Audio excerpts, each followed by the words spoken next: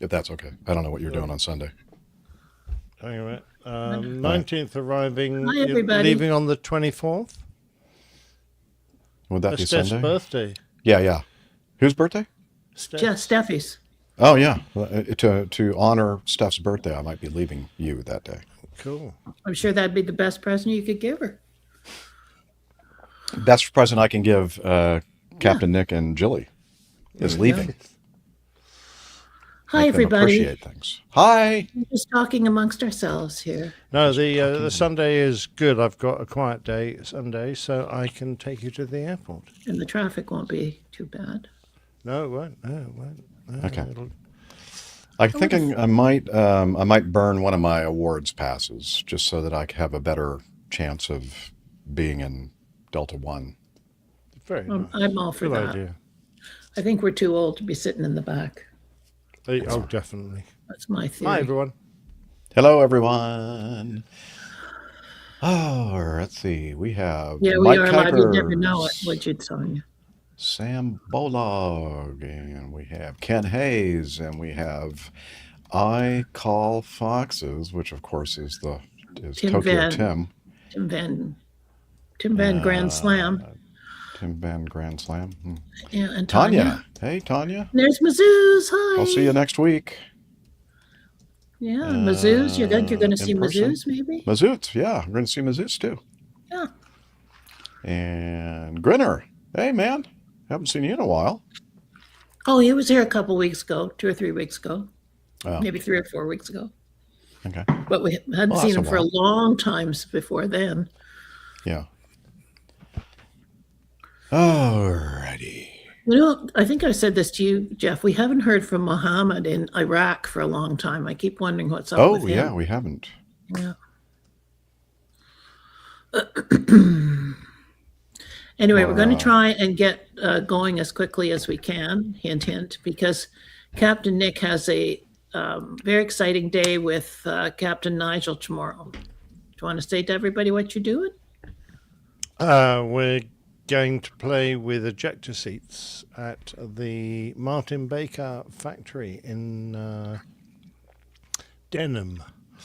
So anybody in that area, you might want to take cover because they're going to be playing A lot of with explosions. ejections. Yeah, so we will it could be, dangerous. Ejaculating all over the place. Oh, my. Ejecting, I mean, all over the place. Thank you. I was waiting for that to be said. I just knew it was coming. Ah, Wow.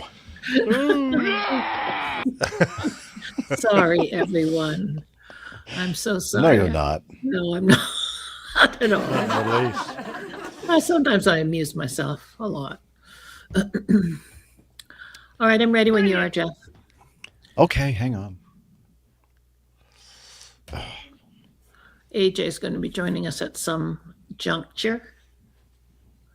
Do you get a free watch? Well, Captain Nigel has been a user of Martin Baker in previous, Yeah. how many years He's ago, got the Nick, would that have tie been? And oh, God. A long time ago, in a small town in Germany, there lived a shoemaker. Schumann was his name. He could play the piccolo, the piccolo, the piccolo. This one I don't ask know. him any He more could questions. play the piccolo, piccolo. I know a lot of the Picca, songs. picca, piccolo, piccolo, piccolo. Why is it I can't find? Oh, because it's right here. in Yeah, front so of me. Nigel, I think you said Nigel was kind of your entree into the factory because of his previous. Oh yeah, he arranged it all, and he wrote a very adult letter, which is unusual for Nigel, I knew you were gonna say. asking for a tour, Mm-hmm. and lo and behold, they agreed. So we're only there for an hour, so then we're going to go to Denham Airport and have lunch at the Biggles restaurant. Nice. So Denham, is that the headquarters for Levi Strauss? I think so. Yes, yes, indeed. Yeah, they moved there so from fun. San Francisco. Denham. Denham. Airfield. You I said, love Denham. I you was said going to no- do a little, video about the history of the place, but actually it hasn't got much history. It's surprising. Really. Oh, I hear some birds. Oh, someone's strangled it. No, I hung up on them. All right. Oh, Grinner's going to be there too. All right, cool. At the PTUK thing. Oh, cool. right. Okay. Excellent. I was thinking, All right, he's going to be at McDonald. He's going to be at Martin Baker. Oh, Yeah. didn't know he was coming. Well, he's kind of an uninvited guest, but Yeah, he's just showing up. Now They're that the you best said where kind. you are, he's looking up on the map of Denham and he's headed there now. Yeah. Well, it's a long way from where he lives. Well, I guess Grinner's is Grinner now in the UK, or is he I traveling? don't think he is. I think he's in. Well, he was in the Middle East. in the middle of some eastern area. No, but Yeah. when he was on a few weeks ago, I said, "Are you in the middle of all this?" And he sort of said, "No." So I don't know where he is now. Oh, okay. Well, Like I don't know where he is then. He had smartly gotten out of the action. He is keeping his location secret. Could be. Very sensible. Could be. Yeah. Okay. All right. I think maybe He's not ready. far away from Denham at the moment. He Oh, says he. wow. Okay. Sorry, we're trying to get going fairly promptly because Captain Nick wants to go to Betty by as early as he can. Yeah. Well, I've got to get Recorders are on. up early to get to the factory.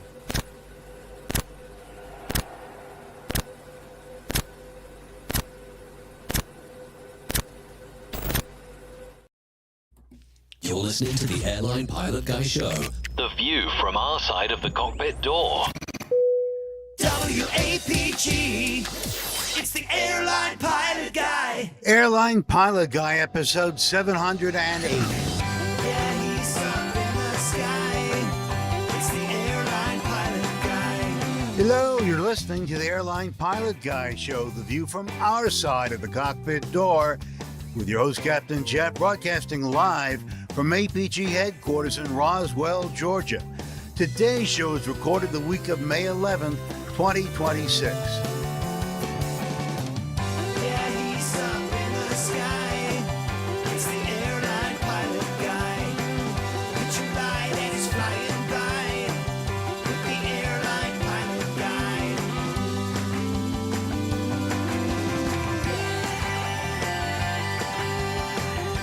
In today's episode, a Frontier flight rolling for takeoff in Denver kills a trespasser walking on the runway. Frontier 4345, we're stopping on the runway. We just hit somebody.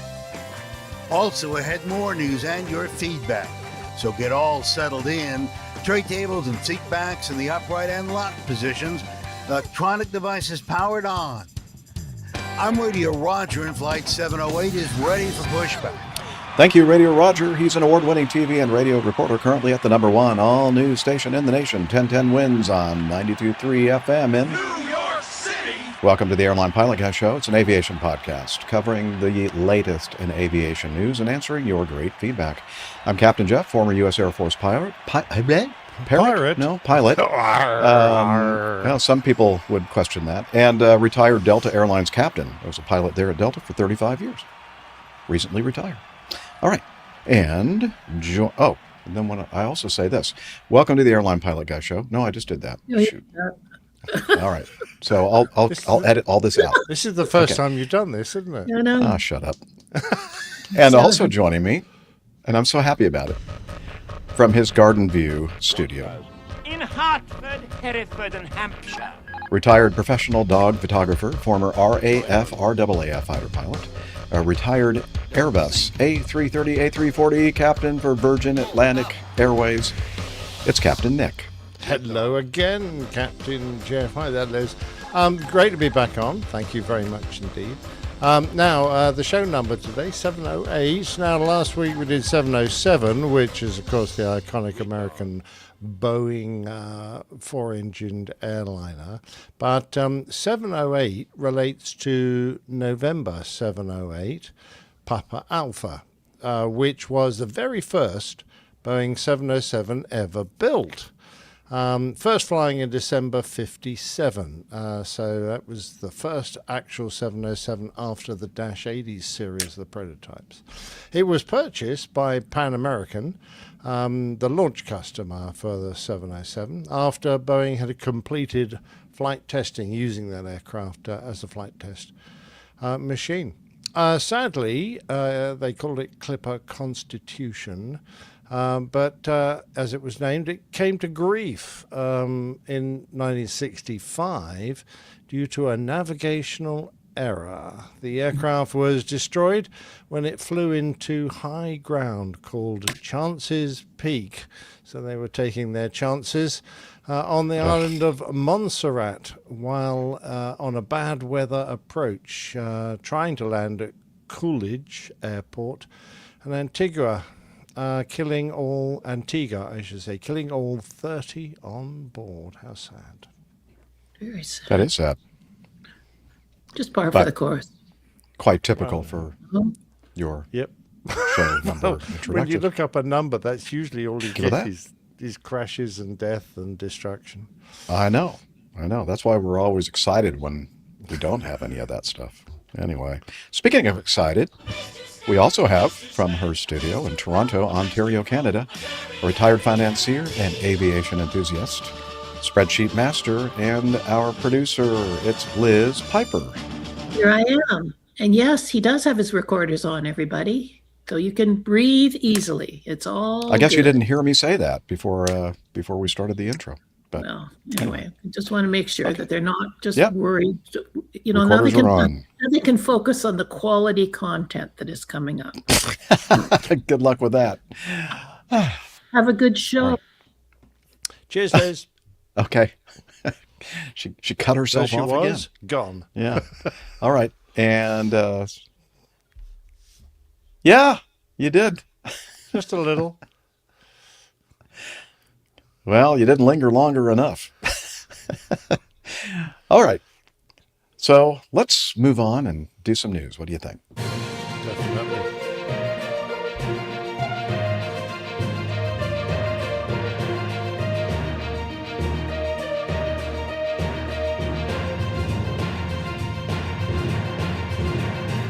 Stand by for news. All right. Well, this first one involves a very not common scenario, an occurrence, accident, and very sad, actually, very much so, because there was a loss of life. And this happened just about a week ago, not quite a week ago, on May 8th, 2026.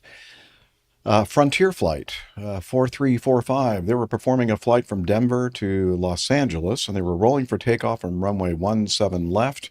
This was at night, late, when the aircraft struck a person that was walking on the runway. Yes, a trespasser of the airport was walking on the runway. The individual received fatal injuries. One of the aircraft engines caught fire, the one that hit him.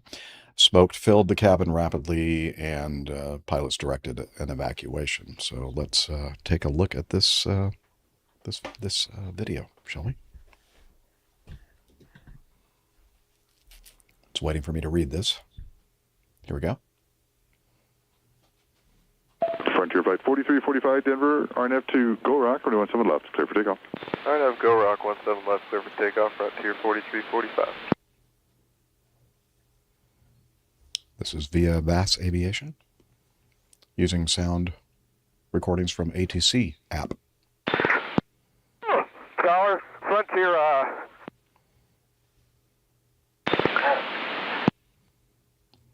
Frontier 4345, we're stopping on the runway. We just hit somebody, we have an engine fire. Frontier 4345, I see that. Can you imagine what the tower guy is thinking? Like, what? Hit someone? Tower Southwest 2921, left base for 16 left. He probably saw the fire. He probably didn't see the person. Skywest 5612, just hold your position. Skywest 5627, just hold your position. Skywest 5627.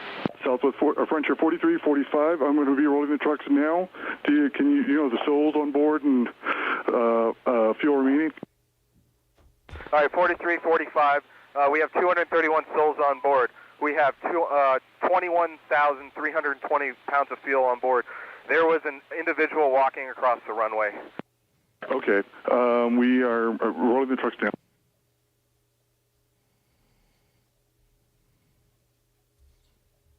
Op 7, runway 17 left. 231 souls. We're rolling the trucks now. Tower, I know you're busy. Southwest 2921. Are we cleared to land? 16 left. Southwest 2921, yes, sir. Runway 16 left, full land. Cleared to land. 16 left. Southwest 2921. We've got smoke in the aircraft. We're going to evacuate on the runway. Okay. We're having ops and emergency vehicles going all the way now. Op 7, they're about halfway down the runway, 17 left. They're evacuating the runway, the aircraft on the runway.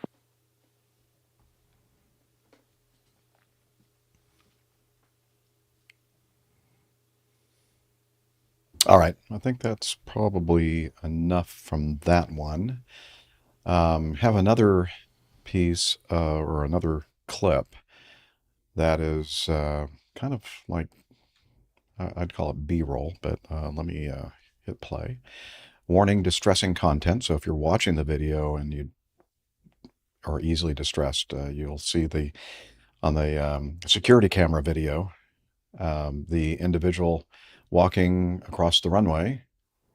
And of course, they cut the video, thankfully, right before he gets hit. 41-year-old Michael Mott was horrifically dismembered after being sucked into the engine of an Airbus A321neo, the Frontier flight. He jumped the perimeter fence. He calmly walked across the runway, was mowed down by the Los Angeles-bound plane at 11:19 p.m. In a news conference, they talk about the medical examiner's office investigation, how the reason or cause of death, which is, I think, pretty obvious. They think that this was a suicide, although that they have not found a suicide note. This is a very troubled individual for sure. He was a Pueblo native, had multiple run-ins with the law, 20 arrests since 2020. His most recent arrest was for felony trespassing just 1 month before he jumped the fence at Denver International Airport.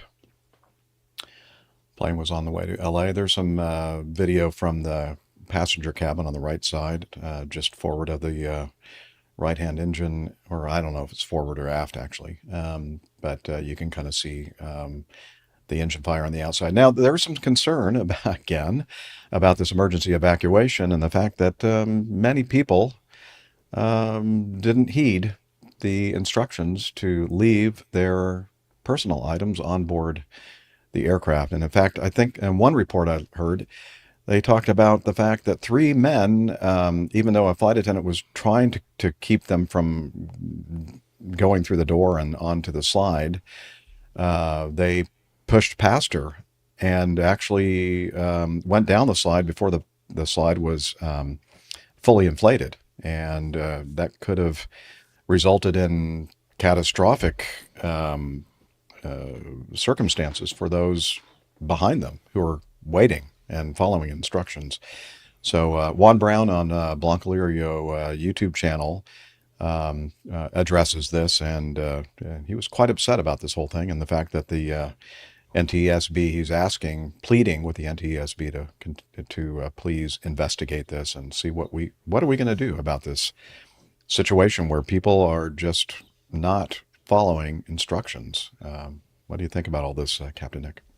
Well, following instructions, I'm assuming it's a federal offense in the United States. Certainly it's illegal to disobey the instructions of cabin crew, and particularly in an emergency when those instructions are vital in order to ensure that you get as many people safely off the aircraft as it's possible under the circumstances. So it might well be that we need to take some of these people to court, assuming that the airline has made a sufficiently strong case to them and they've informed them without any doubt that that they are not to take their personal luggage with them, and that it might result in prosecution. I think that's probably the best way to handle this, because no one wants to face an incredibly expensive court case, even if you don't get a particularly big punishment. The court case can would probably get close to bankrupting a lot of people. So it would be a big deterrent. So yes. I think we do need to look at it. I mean, they still, I read an article, they're still mentioning things like lockable overhead lockers, but a lot of the luggage is just kept under the seats because, that's the approved place to keep some of it. So that won't necessarily solve the problem entirely.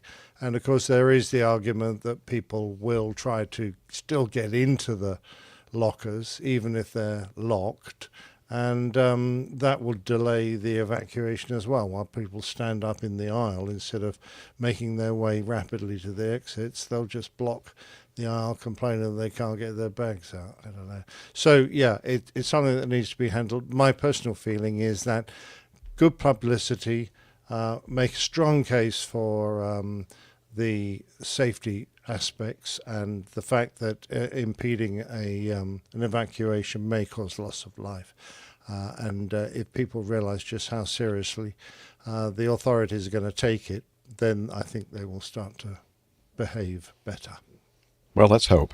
Something needs to be done for sure. I Call Foxes in our live audience says 988 is the emergency helpline for anyone contemplating hurting themselves.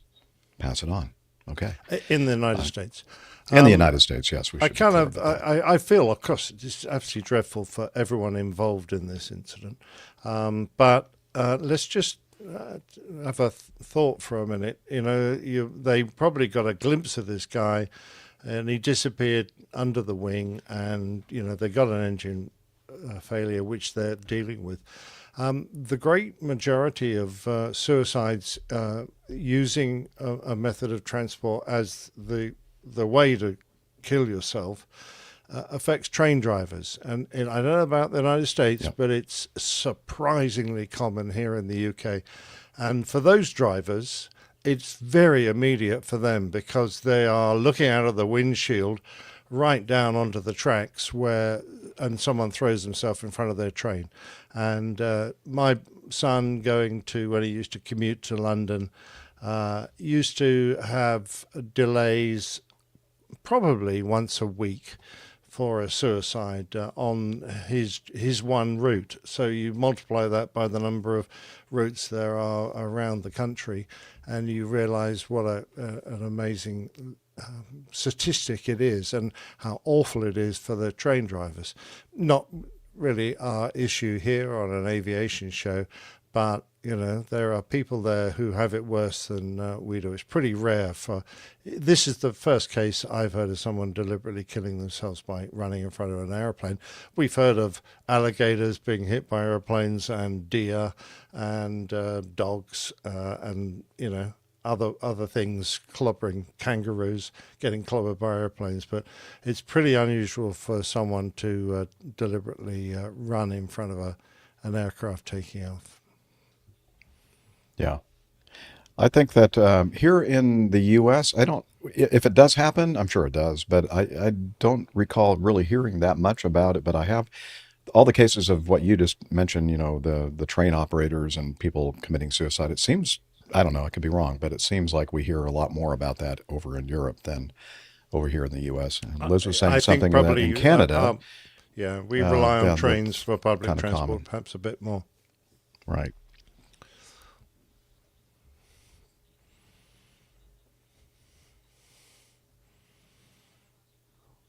Oh.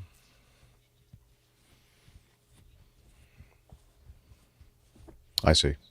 Yeah, because you don't want to encourage people by reporting it, right? Yeah. Anyway, so yeah, what a tragedy. What a tragedy. All right. I think then we should. Oh, you know what I was going to do? There was one other video I was going to show, just to kind of, probably even shouldn't show it, but this is from the inside of the aircraft. Once on the ground. Here, let me hit that. And you can see the damage to the right engine right there. It really did a number on this engine. These engines. 4345. We're stopping on the runway. We just hit somebody. We have an engine fire. Okay. These engines are designed to take a certain amount of damage and brunt force like a bird. I don't know what the actual certification guidelines are, but maybe like a 2-pound bird or a 4-pound bird or something like that, but not a 180-pound human. That's overwhelms the engines for sure. And some other people have said, okay, they think that there were some passengers saying that they thought that the aircraft had actually started its rotation when this occurred. We're not sure yet. We'll get more information about it as the investigation continues. But regardless, it's a very long runway. It's at least 12,000 feet long. And the pilots realized that there was such catastrophic damage to this right engine that they made the, I think, correct decision to go ahead and abort from that point and keep it on the runway. And now we're seeing that was the best decision. I Call Foxes says, I heard a slide was made inoperable due to a passenger deploying it without authorization. Yeah, that may have been the one that I was referring to as well, Tim.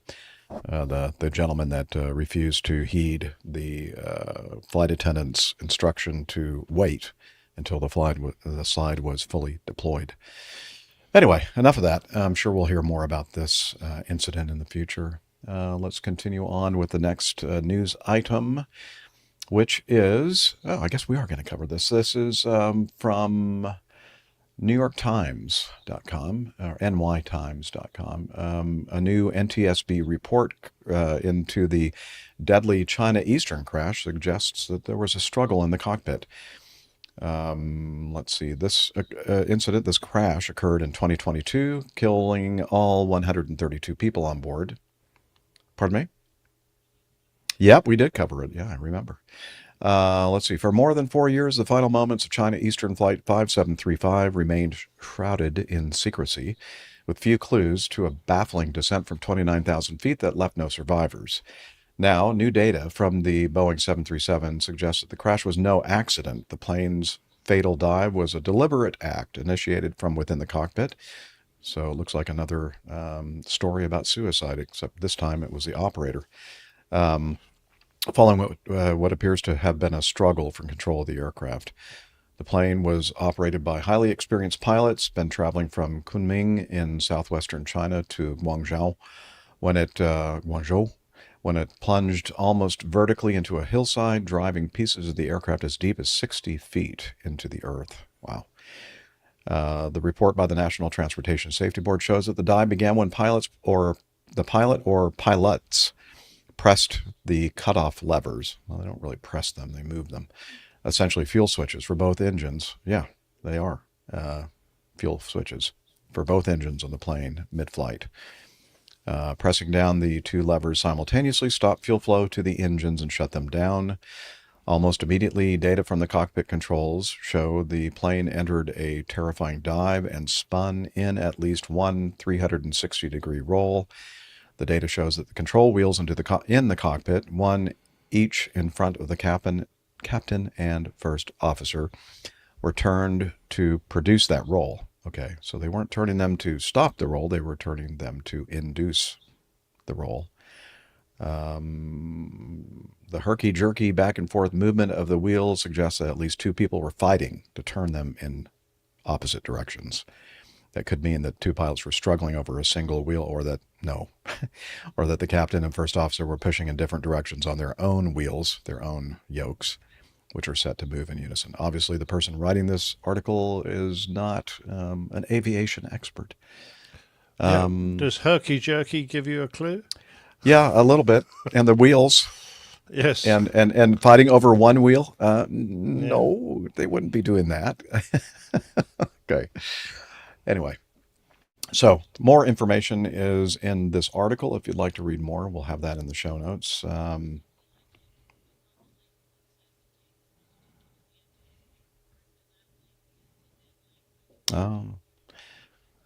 Yeah, the producer I Liz found tells the us same, that Liz.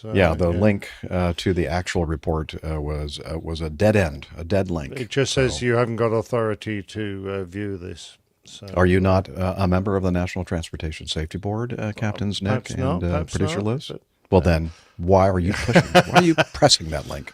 Because it was there. Oh, okay. It's like the button you should never press. Button But that it was no there. pilot should push. Yeah. They're very careful here not to try and claim that they know what happened. It's all supposition and all assumption. So they're not in a position to be categoric about their thoughts, but it is highly suggestive that this was a deliberate act to bring the aircraft down. So, and this is not the first time that we know of aircraft that have been brought down, airliners in particular, by pilots who have, been troubled in one way or another, whether it is an Indian captain with huge gambling debts who took out a lot of insurance, or just someone who's mentally unwell and brings the aircraft down. So it would be very sad. But on the other hand, I'm not surprised that the Chinese, who are very sensitive to their reputation, have tried to keep this under wraps. Yep. Yeah. All right. Let's move on to another accident. I did, Liz.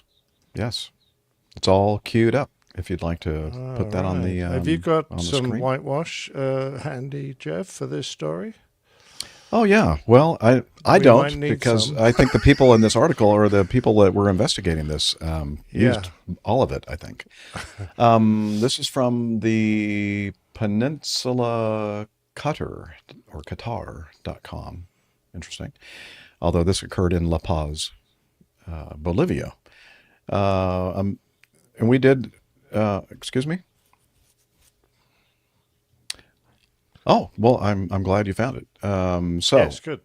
We don't care usually we don't care that much about where the article comes from.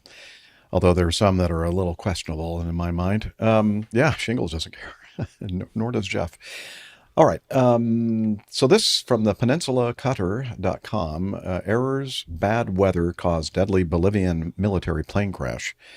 And this is an article about the probe into the crash. And you'll recall that this Bolivian C-130 Hercules transport plane crashed after veering off the runway at El Alto International Airport back in February. And you also remember that they were transporting banknotes. And we had some scenes of the frenzied crowd doing their best to collect as many of these banknotes as possible, although the government official did mention that they were not signed, and so they're useless, basically. So anyway, but we're going to focus more on the aviation aspect of it, not the bad human aspect of it. So the military cargo plane crash in Bolivia that left 22 dead earlier this year was caused by a thunderstorm and errors involving the crew and air traffic control, according to Bolivian Air Force probe report on Thursday. And so the investigation by the Bolivian Air Force Board found that the aircraft with 8 crew members on board did not receive timely communication from air traffic control and attempted to change course due to bad weather. In other words, they were landing in one direction. There was a thunderstorm kind of off the end of that runway, so they decided, well, we're going to approach the airport from the opposite direction and land with a very high tailwind and very unstable weather conditions. And the pilot of the plane landed on the nose gear pretty far down the runway. In fact, I have some video that we can watch of the landing attempt. So here we are. We're seeing it come in, and this type of an airplane, the C-130, coming down at that kind of a nose low angle is the first red flag in my mind. And its ground speed, it is hurtling. Yeah, very, very fast. It's floating. You can see the runway is wet from the thunderstorm in the area. The touchdown on the nose wheel, which is not really an accepted technique of landing, and it continues quite a ways down that runway on its nose wheel. Wheelbarrow landing is what we sometimes call it. And finally, the mains touchdown very, very, very far down the runway. And of course, now there's lots of water on the runway. And runways in this area of the world usually don't have very good drainage capability. So there's a lot of standing water. And then the video stops before it careens off the end of the runway. And yeah, so now it's obvious why the thing crashed. Yeah, the problem I have with this report is that it centers really in a large amount on the air traffic controller. I felt he's been singled out to receive the majority of the blame, and I'm going, no. No, All right, I agree. He may not have been well placed to give the latest weather report, but the guys in the aircraft, they can see what the weather is. They can see the windsock. They can tell what their ground speed is. Why the devil they think that had the air trafficker passed a timely weather report to them, it would have changed the outcome. I think that is, that is a real stretch. So I feel that they were trying to protect the crew from what is looked like egregious error on the approach and landing. Now, it may have been that they were so short of fuel at that point because they've done 5 or 6 of these flights, transporting heavy loads of banknotes, and then they finally. This is probably their last approach. I don't know. I'm not absolutely certain about that. But, they may have been, we're a bit short of gas here. We better get this one down, and left themselves with no option to go around. But this, for me, is just a classic. If you're in these kind of conditions and you're hurtling down the runway with incredibly high ground speed, go around for Lord's sake. But, perhaps they backed themselves into a corner and felt they had to try and put it down. Yes, there was a huge tailwind because the normal direction of landing was with a headwind. But again, I think the thunderstorm cell was on that end of the runway, so they decided to make an approach from the opposite direction. I don't think the tailwind really had anything to do with that tail lifting up. It was more the fact that they were just so fast, way faster than they were supposed to be, that they were struggling with the normal landing attitude because of their speed. That's my impression. No, I agree 100%. You see, even with the strong tailwind, if your airspeed is correct, you'd be in a landing attitude. And traveling a lot slower. You could have 30 or 40 knots on the tail, but you'll still be able to get the aircraft into a landing attitude. The only reason the aircraft is going to be in that attitude is a missetting of the flaps, which is something that actually affects your attitude on landing. Or, they're just going way too fast. So they just can't get the aircraft physically down, and it's not sitting at its normal gentle nose high attitude, but still descending. It's in a nose low attitude and refusing to go down to the runway. Well, speaking of attitudes, I think that this next item here, the British Airways management's attitude for the engineers at Heathrow is probably not a good attitude right now. This from aviationA2Z.com. British Airways $355 million 787-10. Well, that was an expensive one. Grounded. I thought they were much cheaper than that. Yeah, that seems kind of high to It me. doesn't. I mean, you could buy a fleet of them for that. when I was shopping the other day for a 787-10, it didn't. I don't remember it being that much. But anyway, the airplane is grounded after this engineering mistake at Heathrow. Refueling oversight caused portable maintenance steps to puncture the underside of a year-old Dreamliner, stranding Chicago-bound passengers for hours. Okay, so the airplane's there. I guess maintenance, engineering decided that they needed to replace some of the oxygen cylinders.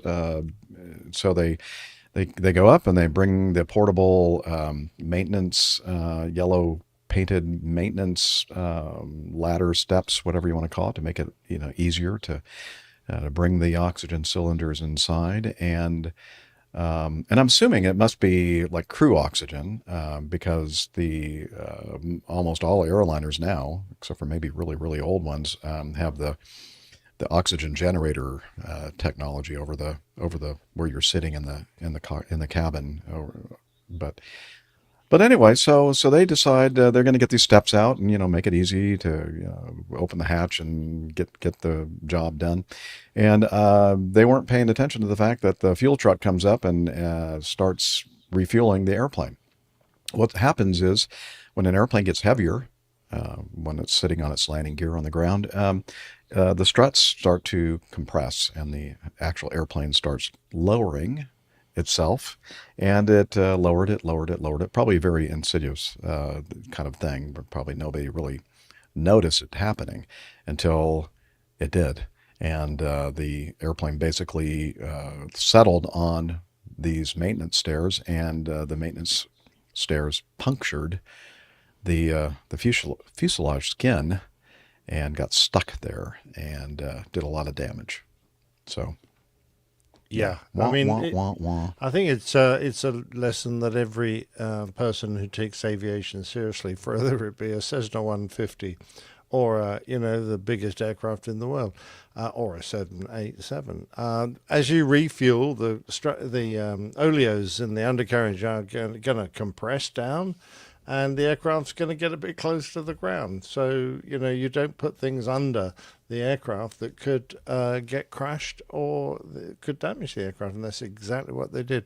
It seems to me that there were a number of teams working. There was the engineering team, the refueling team, and they weren't coordinating. So the refueler didn't go along to the engineers and say, I'm going to refuel this now, guys. You just take care. And the engineering team just didn't notice, or so they weren't really doing a lot of talking. And we all know how good it is to talk, because this is the way you avoid incidents like this.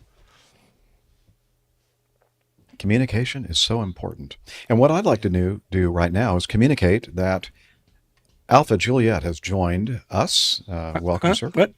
Hello, AJ. What? Hello. Yeah, I'm here. Yes. My cat's saying hello. Yep. Cat's saying hello continuously, which is nice. What I miss? Anyway, so hope you're doing well. We're in our news segment, and we've covered a few items already, and we're about to cover at least one or two more. So. I did do a little research on the 787, and the list price is in fact $338 million to $355 million, depending on appointments. Really? Yeah, but nobody pays retail on those things. Yeah, I was going to say. The airlines typically pay discounts up to 50 to 60% less than that. Ah, that's a bargain then. Yeah. Yeah. Maybe 200 million. And it's a year old, so the depreciation must be horrendous. And, buy 10, get one free. Yeah, and who wants to buy one with a big hole in the bottom? I don't know. No, you get a special deal on that one. Scratch and dent sale. Yeah. All Does my mic sound okay? Yeah, sounds good. Yeah, Weird. I don't know. Maybe it's me. No, it sounds good to me. Yeah. Yeah, okay. In fact, compared to Captain Nick's, your volume's a little bit higher, but it's fine because I can hear you. I can turn it down if you want. No, you're fine. Normally you're quite quiet, so this is good. There we're good. Yeah. All righty. Shall we continue then with this next one about the FedEx? Okay. Cool. All right. Well, then this next one. This next one is from freightwaves.com. FedEx's MD-11 comeback to start with short cargo flight to Miami. The FAA has been publicly silent about the status of the MD-11 inspections or next steps and has declined to respond to media queries about the matter. But this media outlet decided to report on it anyway, and I'm glad they did because this is interesting. The engine and pylon that separated from the wing of a UPS MD-11 as it lifted off from Louisville Airport, igniting a fire and sending the plane into a close-by industrial park, caused the FAA to ground all of the MD-11s until they did a little bit more investigation on these the engine pylons, etc. They were focusing on fatigue cracks in the pylon bulkhead's aft lug nut. Anyway, the aft lug is subject to high tension because it balances engine torque, weight, and variations in engine thrust, acting as a force stabilizer. Boeing warned MD-11 operators in 2011, way back in 2011, about a broken engine attachment, but never flagged the failure as critical to flight safety. Boeing issued a service bulletin that identified 4 previous separations of the spherical bearing assembly that helps hold the engine to the MD-11's wing. The manufacturer said 2 sections of the assembly came loose on 3 different aircraft. The letter advised airlines to conduct visual inspections of that part at 72-month intervals. So FedEx's standard operating procedure since 2008 has been to do some work and some level of inspection on the engine pylon at every C-check, a heavy airframe maintenance check conducted every 2 years, where FedEx had early indications of where it replaced the bearings, and in one case the lug, according to a town hall presenter.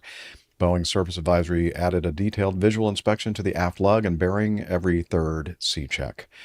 FedEx officials say they have worked hand-in-hand with Boeing from the beginning to understand the extent of the metal fatigue issue and develop a fix that would allow the planes to re-enter commercial service. And that's noteworthy because FedEx has been the only operator to publicly express interest in flying the tri-engine MD-11 again. In fact, management has repeatedly cast the aircraft's return to service in optimistic terms since late November, while UPS opted to retire its fleet and Western Global Airlines was silent. I guess that's another company that operates the MD-11. FedEx had 29 MD-11s in service, including spares, when the FAA issued the no-fly order. The integrated logistics giant, FedEx, last year extended the phased retirement of the MD-11 from 2028 until 2032, citing the need for more wide-body capacity to meet rising demand as it made a strategic shift to capture more international non-parcel freight from logistics providers. Despite its age, lower maintenance reliability, and high fuel burn compared to modern twin-engine airplanes, the freighter remains highly desired because of its long-range capability and high cargo capacity. Together, FedEx's MD-11 fleet carried 3 million pounds of volume each day. Wow, that's a lot. Yep. Anyway, so that's a lot of rubber dog shit. That is quite a bit, and I hear that it's quite heavy. That dog shit. But yeah, apparently. So, but that's good. Good to hear. The MD-11 is not dead yet. Yeah. So. No, I think it's great. And quite honestly, if it sounds to me like the company and the FAA were both sort of pretty much aware of what was going on and doing their best to ensure that the problem was being managed. They perhaps could have been a bit more aggressive and made the requirements a bit more compulsory rather than, the letters they did put out. But it doesn't look like anyone was really trying to avoid or save money or miss things. It was just a really unfortunate miscalculation. Yep. Agreed. All right. I think our final news item in our news segment is going to be one where I hand over control of the podcast to Captain Nick, because you'll see why. He might be best suited to cover this one. And I do I do have some videos, yes, that I'll play in the background while Captain Nick tells us about good, this. Jeff. Yeah. This gives me a chance to blow the Royal Air Force's trumpet a little because there was a historic mission flown down to a tiny island in the it's in the Atlantic Ocean, about west southwest really of the southern tip of Africa. So it's a long way away. Called Christian Dahuna. Is that right? Christian Dahuna.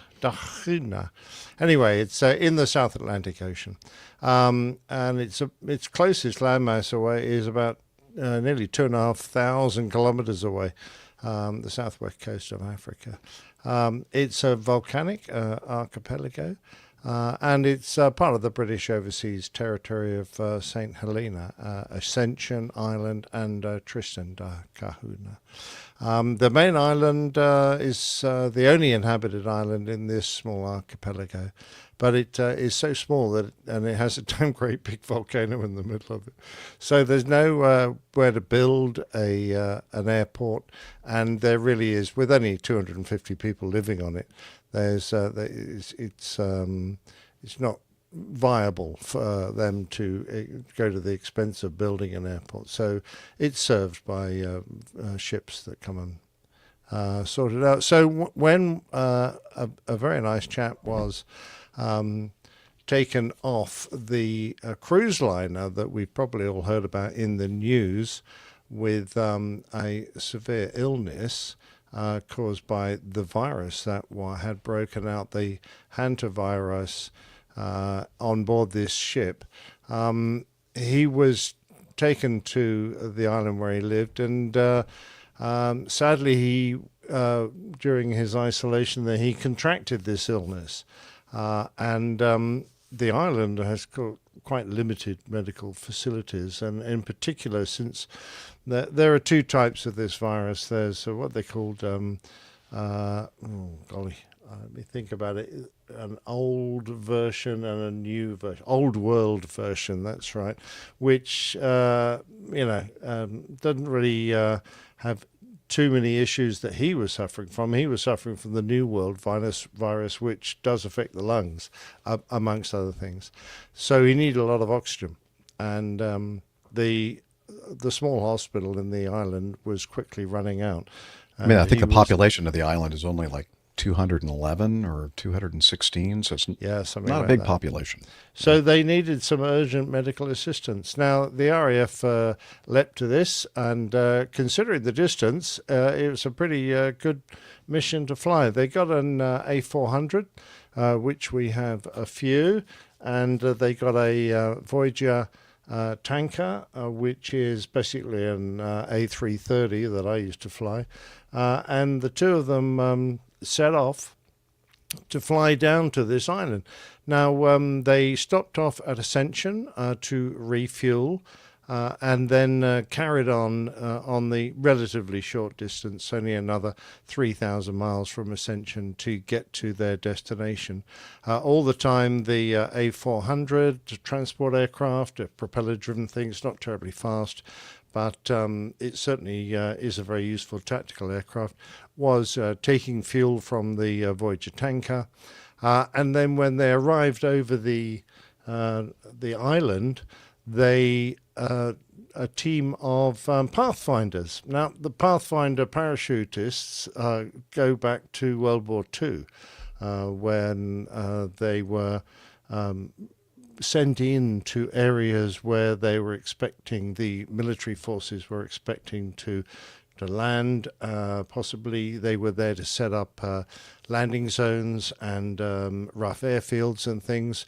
So the Pathfinder force was considered top-notch, very skilled at what they did. And it was the same force that, albeit a modern version, that did the parachuting down. Now, a couple of them, they just they jumped out, but two of them did a tandem jump with a doctor and a nurse, specialist critical care medical experts, and these personnel were also part of the military, but they weren't qualified to do the parachuting, so they went with 2 of the Pathfinder parachutists in a tandem setup, and they dropped out at about 7,000 feet above cloud, I noted. So that was quite interesting, because they couldn't really see their landing zone until they had dropped several thousand feet and penetrated this layer of cloud. And then when they popped out, I'm sure it was designed this way, they popped out about 3 miles over the ocean away from the coast, and they thought about what might happen if they got blown out over the sea, and they had dinghies and things there to give them aid, but they didn't need them because they planned their parachute descent perfectly so that they would land near the town that's there.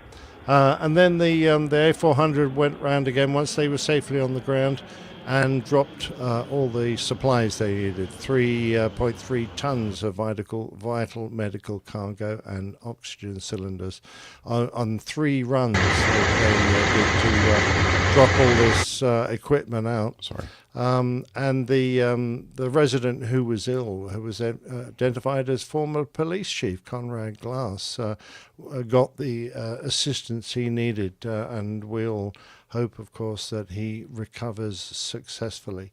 There were 4 other Trestinian residents who had been on the same vessel, and they were placed in 45-day preventative quarantine on St. Helena.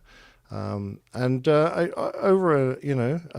the huge distance that the aircraft had to go, it's just really a fantastic indication of how military airway refueling and modern aircraft can cover these enormous distances to not necessarily go and engage in military combat, but in this case to perform life-saving operations so that they could keep this one chap going on this tiny outpost of the British Empire.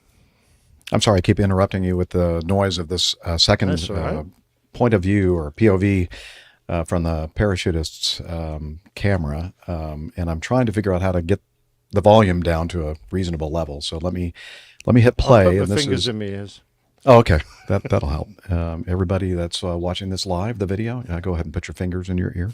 Okay, wait. So let me see if I can get this thing rolling and then adjust the volume. Let's see.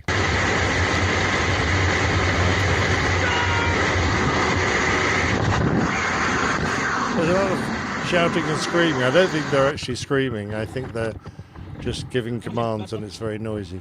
Yeah, very noisy inside the airplane. But I can't hear you guys anymore. Shut up.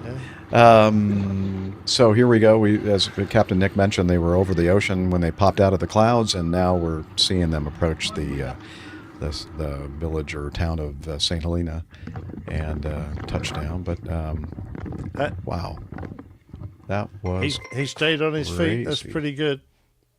Yeah, I'm sorry. What did you say, Liz? That was not St. Helena. That was. Oh, that's. Oh, Tristan. Oh, see, I thought that was the name of the town. Sorry. No, that's where they put the other 4 island. people. Yeah, who came off the vessel. But it was a really nice story, and I tell you what, and when you see, if you get a chance, take a look at the videos on YouTube or whatever, and whack them up to full size, because they're very good quality, and it's really quite remarkable to see this operation being performed.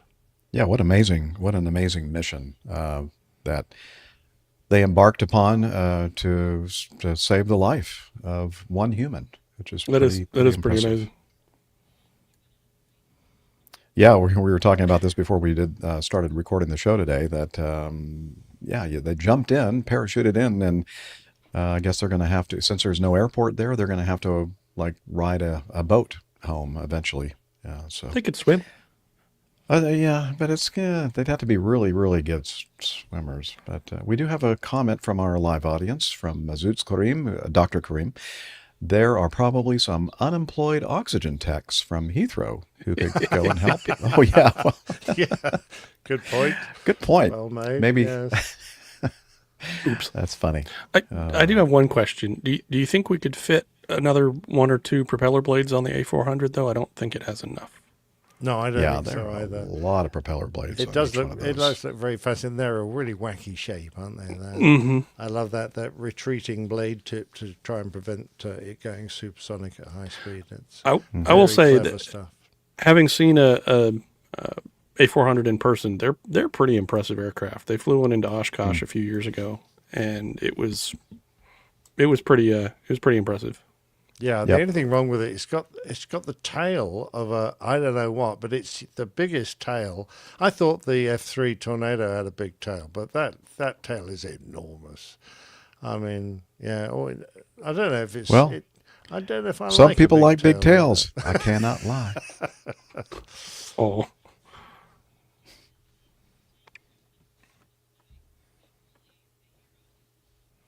Oh, the tanker boys. Yeah, we like tanker boys because when you need gas, they're there, and they can pass it. They pass gas. Yeah, a they're lot. the experts. Yeah, at passing gas. Yeah. I don't know if I'd have found it a very exciting job, but to be truthful, they do an awful lot of the planning in these missions, and the tanker is often the leader of the mission, and everyone just follows along behind like a mother duck and their chicks. So in fact, that's the nickname of all the little airplanes normally that sit behind a tanker. They're chicks. I didn't realize that the RAF had one single solitary air refueling tanker. More than one. That's what the internet says. Oh, well, What? That can't be wrong. Because I've seen at least one more that is dressed up in fancy colours. A Voyager. I think we've got RAF.mod.uk. Voyager is the RAF's sole air-to-air refueling tanker. All right. Or do they on the mean page. that fleet is the sole tanker? Yeah, that model. I don't think it's just. I just read you the one. The specific word. Yeah. I don't know. Quite honestly, I'm not in the Air what? Force anymore. There but, must be some people in our live audience that can help us out with that information. Maybe some of you who live in that part of the world, residents of that particular country, can let us know if that's true or not. But in the meantime, we're going to do this. Oh, I'm reading. I'm reading it here, and it says. I could do some research. And look at that. Our little kitty cat from Captain Nick has frozen. And so has Nick. Oh, yeah. no. Really? Yeah. That's how we know. So whatever research you're doing on the internet, there obviously was just too much. Okay, now everything's moving again. Okay. Well, I can read here. They've got two types of Voyager, the KC Mark II and the Voyager KC Mark III. And in May 2014, 9 aircraft have been delivered, completing the core fleet. Further deliveries for a surge capability available to the RAF when needed, but otherwise their tanker for a release to the civil market, blah, blah, blah, blah. So I think they're going to, by March 2016, all 14 Voyagers have been delivered. So they've definitely got more than one, unless they've flogged them all to other nations. So it's one type of air-to-air refueling tanker, not one airplane. There's one in a fancy livery with I read it. Union They Jacks mistyped all over it. Well, I mean, you misunderstood their point made. Yeah. Mm-hmm. All right. All right. And I can go to bed. Okay. Yeah, can I be very good. first? Yeah. So getting to know us, that segment of the show where we get all caught up with what's been happening with the hosts that are currently on the episode. This one in particular, 708. And since it's getting quite late for Captain Nick, and he's going on a field trip tomorrow with Captain Nigel, it'll be very Hong Kong taxing. Nigel, which we hope to hear more about next week on the next episode. But so go ahead, Captain Nick, you're on. Absolutely. Well, not a lot has happened this week of any great import, so I've been prepping for this trip and looking after a bad back because I've had a bit of a flare up there. But my lovely masseur in the village is doing her best to soothe the aches and pains, which is rather nice. So thank you for that, Bo. Right. I was going to just crack on with the artwork. So we've got the site of a disastrous impact between a retreating set of undercarriage bogies and a lorry full of, you would call it a van or a truck or something, full of bread. Nick, we call them 18-wheelers. I got to tell you, that is a crummy picture. It is. Oh, no, that would have been another one I could have added. But and across it are all of the suggestions for show titles that relate to this incident, which we covered last week. So we've got Paul Roll performance, Breadstick the landing, just trying to earn a crust, no loafing on landing. That'll cost some dough, and we need a new approach. And the title, K-N-E-A-D. K-N-E, as in kneading the bread. The title was Breaking Bread. I think the original was Breaking Bread on the Turnpike, but I thought I shortened it a little bit to make it. Yeah, it is like Breaking Bad. Yes, very good. And now, if you want to find the logo, you look in the bread there that's embedded in the truck, and you see an upside-down logo there. Well done, Liz. And there's also the penguin. Hooray, the penguin's on the roof going, that was lucky. I missed. Yeah, Wheel just missed his by that much. Wow, life is very exciting when you're a jackass penguin. And finally, I thought I made a reasonable effort of hiding the show number this time, and it's on the bumper at the back. What do you guys call that bumper on a vehicle in the States?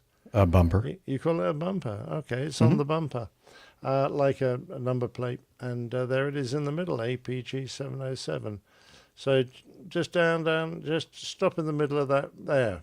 That's where it is, 707. That's it. So it's not very, it was well camouflaged, that one. Yeah, exactly. So, yeah, thank you very much indeed. Nice one. Yeah, we had some other good suggestions, but quite honestly, that that poor bloke in the bread truck, he took the biscuit, and the bagel, and the croissant. Yeah. So well done, mate. And thank you all for letting me on the show and letting me disappear a little early today. So absolutely. Well, yeah. Give our love to Nige. I won't give Nigel a big kiss. No. Look forward to seeing you in a few days. Oh yeah, that'll be great. Yeah, I'm really looking forward to that. I'm going to make sure I've got enough wine and coffee in. So yeah, perfect. That'll be super. And also, of course, looking forward to seeing Tanya, and I think I might get a chance to spot Dr. Steph at some point. But yeah, that'll be great. All right, very good. So look after yourselves. Well, sweet dreams. Thank you very much indeed. Good evening, Nick. Cheers. Oh no, I had the wrong one. Oh, don't shut down the whole thing. Don't shut down the whole thing, please. That was close. That was very, very, very, very close. Okay, right. Okay. Leave studio. That's what I'll do. Bye. Yeah. Thanks for coming. Bye. Thanks for all the fish.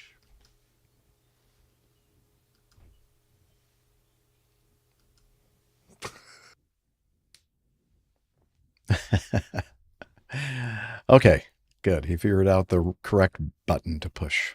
That's good. Yeah. So, AJ, what have you been up to, sir? Not a ton. Oh, thank you. Captain it says Nick is upload incomplete, Nick. Letting. Oh, incomplete.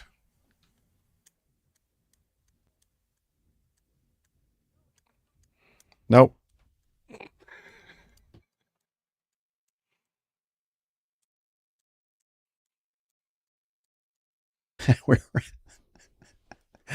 I don't think he needs to come back in. No, it should continue to. Well, let me take a look here. We're looking at the. I don't know. It's orange.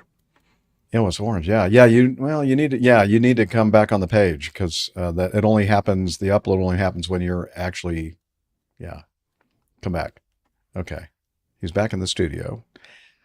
Now it's blue. Oh, now it's complete. Okay. See ya. Now I'm back. What do you want? You're angry. Nothing. We can't remember what it was that we were going to say. So okay. Never mind. It. Hey, stop loading again. Oh no. Yeah, Yes. now you're back here in the video. That means there's more to upload. So to remove yourself from the big removing. screen and then wait for a couple of minutes or so before It's a vicious you leave. cycle.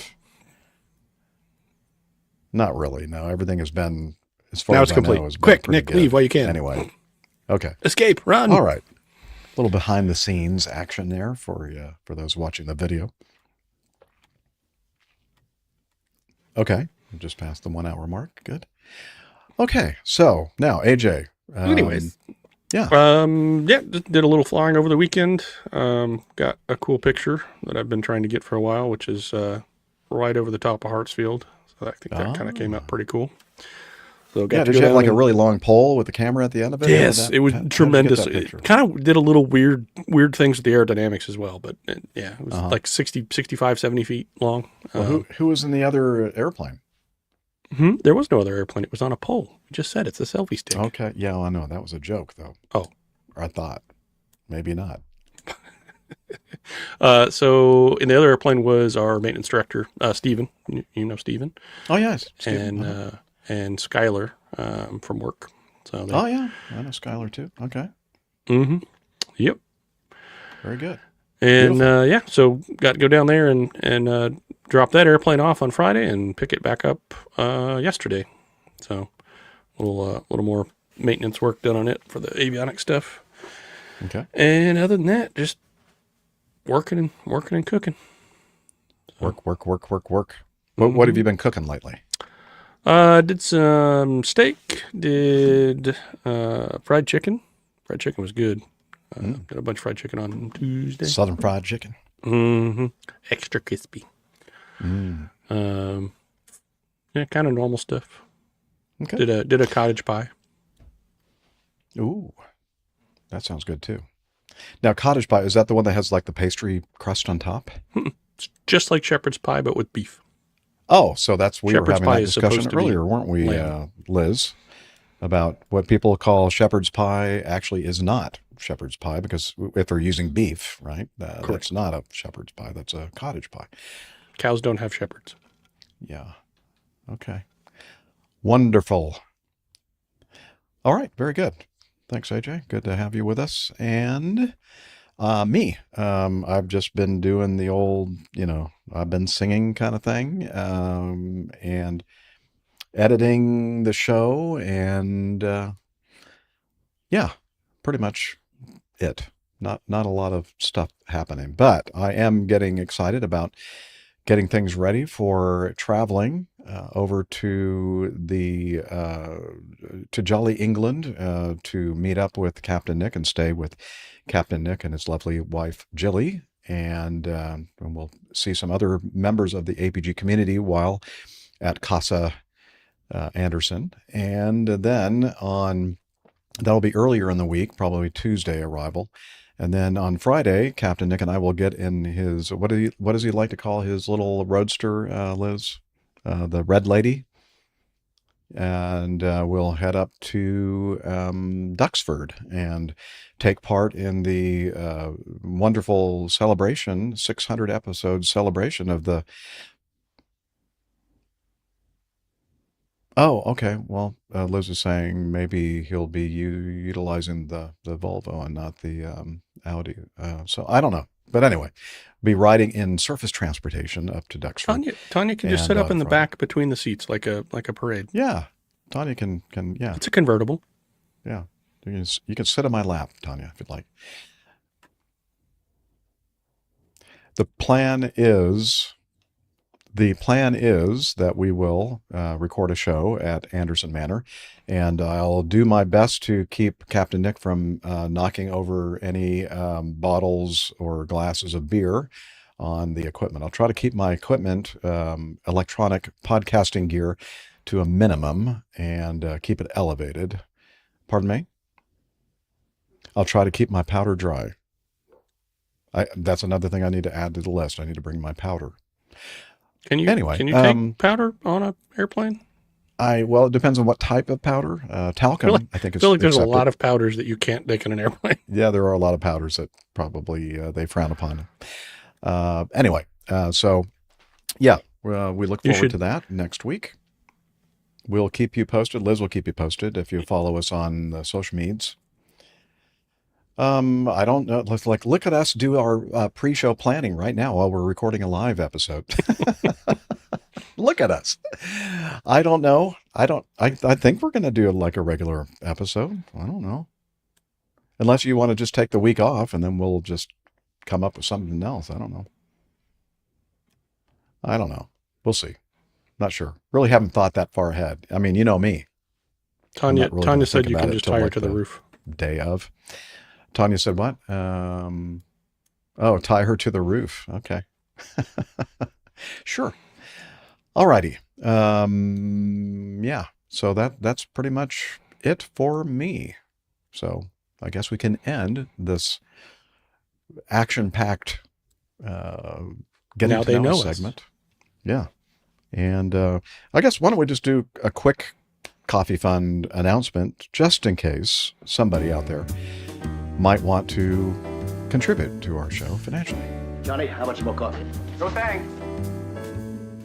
I love coffee. I love tea. I love the APG community. Coffee and tea and the John and me. A cup, a cup, a cup, a cup, a cup. Oh, yeah. Yeah, if you're listening right now and you just won like the lottery or you just received a huge inheritance, well, just think about us little poor peons doing this lowly aviation podcast thing. Keep us in mind if you don't mind. No, really. We do this because we love doing it, and we're not doing it for the money, thankfully.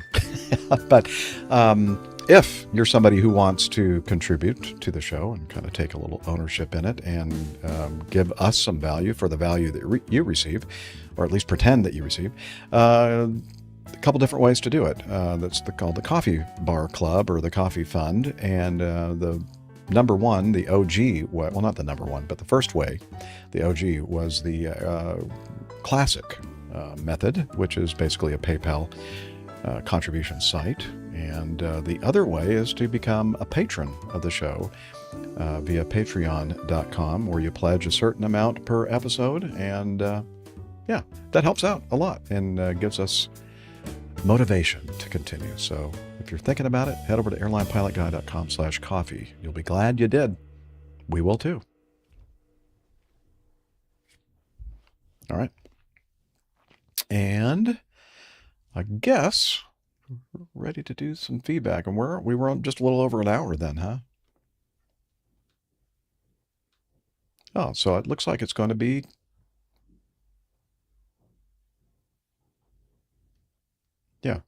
okay.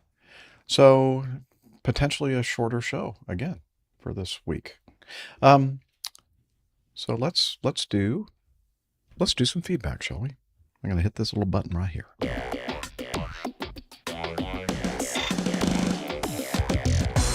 Captain, incoming message. Oh, I was pushing a button, but nothing was happening. Story of my life. Yeah. All right. Let's start off with this piece of feedback from, what is he calling himself now? I Call Foxes, or also known as, AKA Tim Van Ram. The title of his feedback, Fly Delta Jets. First officer's dad pays homage to Delta with field art. Field art, okay. Greetings, airline pilot guy and everyone, sharing this article from Delta Hub News. Pretty cool article that features a rice field near Sacramento, California. Visible from the air is, quote, fly Delta jets carved out of the field. So let's see. Delta First Officer Amanda Voigt's family history is deeply rooted in farming, crop dusting, and aviation, so it's only fitting that the Seattle-based A220 pilot who joined Delta in August 2023, nearly 100 years after the airline's own humble start as a crop dusting operation. Yeah, it's very fitting. So let's see that there's a caption to the picture of the Fly Delta jets in the rice field. It's First Officer Amanda Voigt's family history is deeply rooted in farming, crop dusting, and aviation. Sound familiar? Yeah, that's Delta's origins. It was only fitting that the Seattle-based A220 pilot joined Delta in August 2023, nearly 100 years. I thought we just read that. Okay, as a crop dusting operation, Huff DeLand Dusters, the Delta connection recently reached its peak when Voigt, I don't know, Dad Jeff, I like that name, carved Fly Delta jets into the family's 900-acre rice farm in Sacramento, California, an homage to his daughter, easily visible to anyone flying over. Each letter is larger than a football field. Wow, that's big. Ever since I started flying, my dad has always supported me throughout my career and helped me achieve the next big thing, she said. It's really special seeing the sign come to life and flying over it for the first time. The family aviation journey began with her grandmother, who in turn inspired Jeff and Amanda. Jeff Voigt is a commercial pilot at another airline for 28 years. Took a shine to flying after being around crop dusters on the family farm. Amanda fell in love with aviation while traveling the world with her family and started working toward her pilot license at age 15. While Delta expanded its crop dusting to passenger service in 1929, a piece of the airline's agricultural legacy now lives with, you guessed it, the Voigts. In 2020, the family came upon a Boeing Stearman, once used by Delta for mail delivery and crop dusting, an aircraft Jeff had been a fan of. Okay, there's a picture of it in our video, and we'll include in the show notes. By the way, I don't know, did they talk about it in this article? I haven't read the whole thing, but the name of the airline Delta comes from the Mississippi Delta region of the United States, the southern United States. The Mississippi River travels through several states in our country, but the Delta that the company was named after is in the southern portion, where I guess Mississippi, Tennessee, Arkansas, Louisiana. I don't think it's up in Tennessee. I think it's farther south than that. It's like Alabama, Mississippi, Louisiana. Oh, you mean technically the Delta region? Mm-hmm. Yeah, Mississippi for sure. Mississippi, Arkansas, maybe not Arkansas, but Louisiana down toward the Gulf. But anyway, so that's its namesake, comes from that agricultural heritage. Anyway, great article, and there's a very nice picture of Amanda and her father Jeff also included. So anyway, check it out. Yeah, it looks like that's when she got her wings from Delta Airlines. I don't think we had a ceremony like that when I got my wings. Oh well, they just mailed them to me or something. Okay, let's continue. Not that I'm bitter. With this next piece of feedback from Captain Puneeth. Oh, yeah, I know. So Liz is saying Captain Puneeth is not going to be happy at all with today's show because it's going to be on the short side. Well, you'll understand why.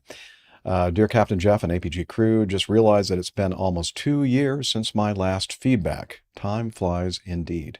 Yeah, where have you been, man? I wanted to leave you an audio feedback, but we have 2 very excited little girls and a dog always running around the house, making it difficult to hear my own thoughts. So I figured an email would be a better idea. Okay. The year so far has been a busy one, but I've managed to catch up on most episodes pre-2021, the year I discovered your podcast. Okay, very good. So he's got a little touch of that APG syndrome, I think. Anyway, he said he started from episode 150, quite a few episodes missing in the database, sadly. Oh, okay. I should probably mention well, I'll put this in the show notes, but there is a way to get all of the episodes going all the way back to episode number 1, and it's on a different site, but you'll be able to find them all. They're still archived there. Okay, but there's some limitations on the way an RSS feed works and how many a lot of these companies that host our files, what determines how many that they have in their lineup. So it's nothing that we have control over. So, but there's a way. There's a solution. Anyway, he said, I must say it's just lovely to see or hear how things started and how the one-man army, Captain Jeff, recruited his crew to make his already interesting show more fascinating. I was particularly amused how Captain Nick flooded your inbox with feedback and prophesied that he would be taking over your show in one of them. Yeah, I've kept him from doing that so far. Barely. So barely, yeah, I know. One way to take care of that is to boot him off the show like we just did. So he's no longer here today. He had to go to bed. Yeah, so we keep it late so we can't, have him take over our show. Let's see, continuing on with Captain Puneeth's feedback. I must say that the show has come a long way, but I miss those music segues between news items you used to play in your earlier episodes. Oh, and I definitely missed the rickets. The rickets were the cricket sound that we play when Captain Rick, Miami Rick, would really get into his technical. Get into the zone. Yeah, he gets into the Rick zone, and so we started playing those rickets at a certain point where we're out of respect for him and his knowledge. But anyway, I think Liz is putting up on the video screen the Rickopedia. This is the aviation encyclopedia. Anyway, and as far as the segues between news items, that's, I think, back in the days when I wasn't really doing live video, and I don't know, I just interspersed little music bumpers and filling up time with little music segues. Maybe I should do that for the audio only version of this show on today's episode. I don't know. Anyway, sorry, I'm not doing those anymore. He continues, I noticed that since June of 2025, the length of each episode has been reduced significantly. What happened? It's my sincere request that you don't pay attention to the haters and return to the 3-hour format. Okay, well, so I guess I should do some explanation there. It's not only the people that complain about 3-hour shows, and but honestly, very few people ever complained about the length of the show. I mean, a few did, but the haters. But most people actually are like you. They want the longer episodes, but basically any time that we go over 2 hours, so however long we're recording the original content of the show, you can multiply that by 2 or 3, and that's the amount of time it takes me to edit all this stuff. And and it takes a long time for Liz to put all this together as well. And to be honest, we used to receive a lot more feedback in the day than we do now. And so it was kind of an idea that I had that maybe let's throttle it back a little bit and make my workload a little bit easier as well, because we do this each and every week. So so I decided to try to aim for about a 2-hour show length. So I guess you can do like what you've been doing and look for those earlier episodes and fill your heart and soul and mind with the APG that way. Okay, let's see. He continues, I want to thank you once again for your show and let you know I look forward to every episode, wishing everyone fair weather and favorable winds. Yours truly, Captain Puneeth. P.S. Episode 176, around the 1 hour mark, was the word you were looking for, asbestos? Yeah, that was it. I remember that. I know that's been gnawing at you for the last 10 years. It has been, and I don't really have any idea what he's talking about. And I probably won't go back to 176 at the 1 hour mark. Well, yeah, actually now I might, just because I'm curious now. Yeah, I didn't have Liz. So yeah, that's Liz's right now. You're on the audio podcast. You just heard what she said. And the video, you don't, because she's on a private back channel, we like to call it, communications. And so Liz will be talking to me in the background, and she can tell, she's gotten pretty good at this, when I'm looking for a certain word, and then she'll just start spitting out, not spitting literally, but she'll be like saying words and trying to help me out with my vocabulary, which, at times is not very good. So anyway, my memory, I don't know. Who is this talking to me right now? I don't even know who you are. Where am I? Yeah, anyway. So if Liz were on, what episode did you start with, Liz? Do you remember what number? I know that about episode 150 was right around the time where Miami Rick and Dr. Steph joined me and went from solo to panel. No, you weren't on at 200, but sometime between 200 and 300, I think. Yes. Mm-hmm. Yeah. Okay. Well, anyway, she's been an immense help for me and an amazing addition to the panel and the crew. So I'm glad she's there now to like shout out, think asbestos. And I don't know why she keeps yelling that, but she does. She just says it randomly. Anyway, so nice to hear from you, Captain Panuth, and hope that you don't wait another 2 years to send us more feedback. And I'm hoping that my answers and explanation for everything was suitable. And again, I'll try to remember to send you a private message to give you the link that you can find every single episode that we have recorded since episode 1. Oh yeah, and also Liz is saying, to reiterate, it would be helpful for her and all of us, for you all to send us more feedback. All right, here we go. On the next one, Ant Pruitt, he sends us feedback every now and then. We do appreciate that. He's a professional like that, podcaster. Ant Pruitt. Ant is awesome. He said, got a number for you to write down. Uh-oh. Did I do something wrong, Ant? Hello, beloved APG crew. Hope you're doing well. I'm unbelievable, as always. Well, I'm not sure I believe that. Boom. It's hard to believe. I know. I've been listening. You might even say incredible. I've been listening to all of the recent reports about aviation incidents, pilot deviations, as well as how you replay the ATC audio regarding the incidents. A lot of them include ATC passing along a phone number for the pilot, as if, quote, dude, you done stepped in it, and we're going to tell your mama and daddy. Yeah, I know. You always feel like you're in trouble when they say that. He says, I'm Southern, so yes, my grammar is correct. I never questioned it, Ant. Never.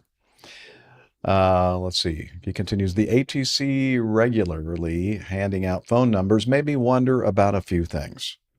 1, when a pilot calls the number, does he or she get the opportunity to tell his or her side of the story? Yes. As a reasonable human, I'd like to think that not all incidents are due to pilot error or negligence.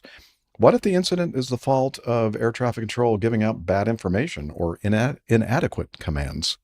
Well, if you ask them, that never happens.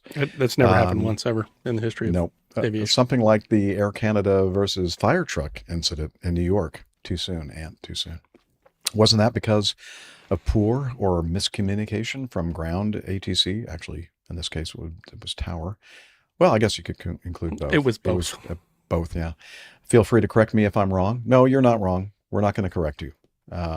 Yes, sometimes these incidents occur for many reasons. And yes, you do have the opportunity to explain your version, at least, of what you believe might be the problem that they're requesting more information about. But it's mainly to just notify you in an official way that there's a likelihood that there would be an investigation into an incident or something. It's an opportunity. That is the opportunity for you to kind of have the first shot at, say, hey, this is what happened, or this is why that happened, or whatever. Mm-hmm. because if you listen to that actual phraseology, it is recommend you call this number. Mm-hmm. So you can not call the number, but someone more important to the FAA is going to be calling you eventually. So absolutely. And highly they also encouraged.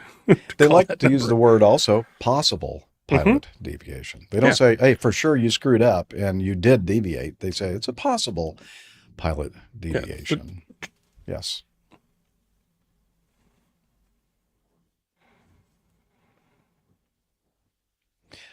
Well,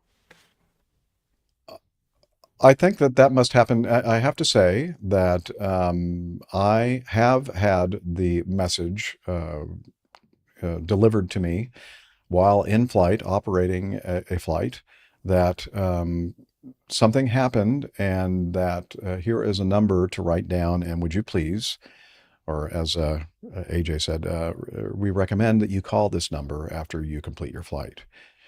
That had to do with my my little alleged violation of a certain airspace around the Washington D.C. area back several years ago.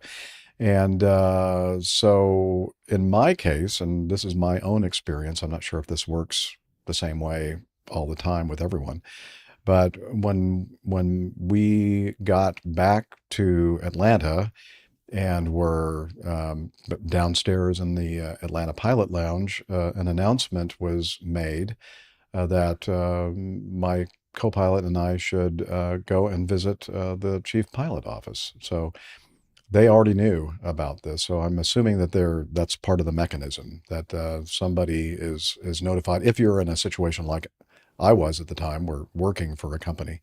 So I think that's part of the formal process.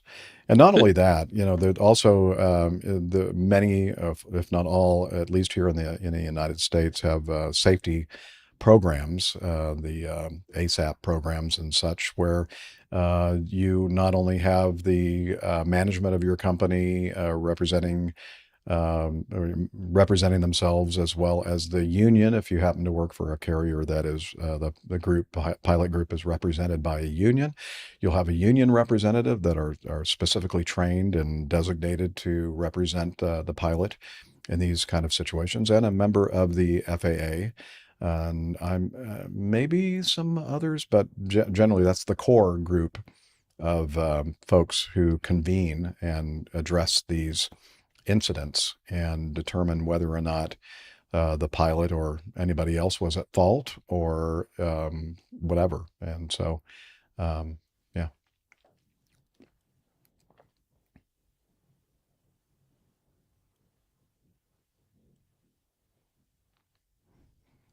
Yes. Yes. So the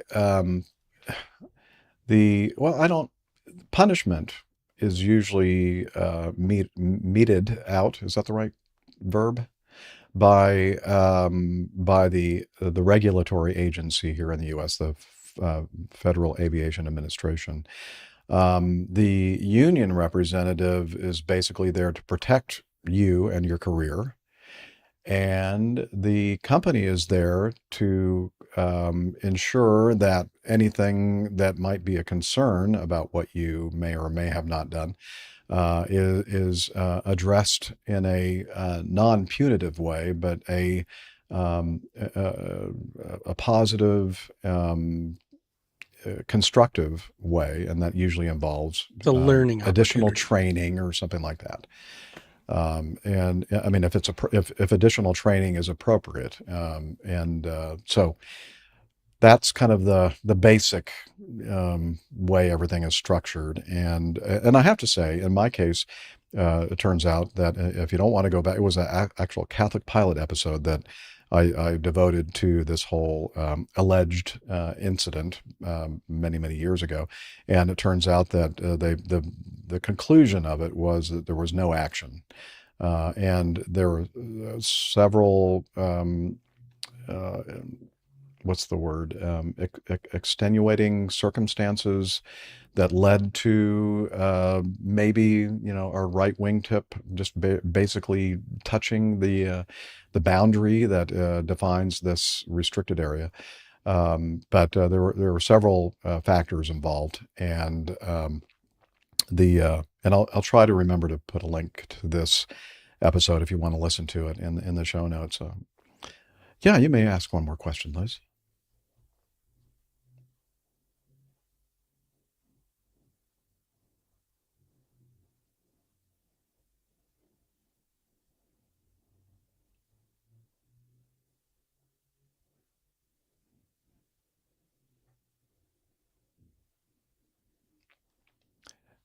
Not only can they be, but as far as I know, most of the time, that's what the company will do.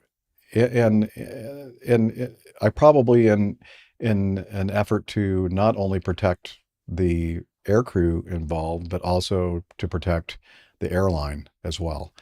And so, in my case, when it was determined that this was going to be something that was going to be investigated, they said, Jeff, why don't you just take off the next week or two while we wait for this working group to convene and for them to address the circumstances of this alleged violation.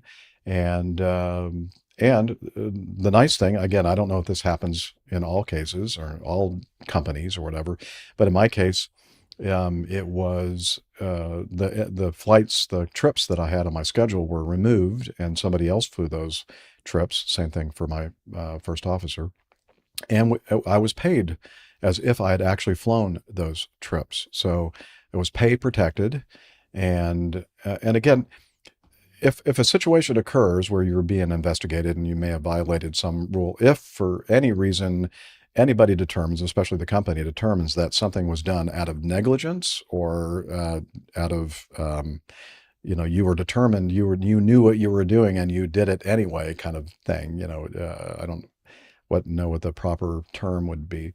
Intentional, yeah. Then it's a whole different ballgame. You're probably not going to be pay protected while you're being investigated, and you'll probably be removed from the schedule. But as part of a just safety culture, the company wants to protect you, and they want to protect themselves, and they know that this is something that's going to weigh heavily on your mind when something because the FAA could determine at some point we want to take certificate action. We want to, we've mentioned this in our country, we really don't technically have licenses, we have certificates. And the main and significant difference between holding a certificate and holding a license is that it's very, very easy for the regulatory agency, the FAA here in the U.S., to say, we're going to revoke your certificate. And whereas if you had a license, then you'd have more of a legal. I think more often than not, they actually affect your medical. To get to a point of revocation of your certificate is pretty significant, because to get that back, you have to go to a bunch of check rides. Right. More often than not, they'll start with suspending or revoking your medical certificate. Because a medical certificate is absolutely required to exercise your whatever certificates that you have.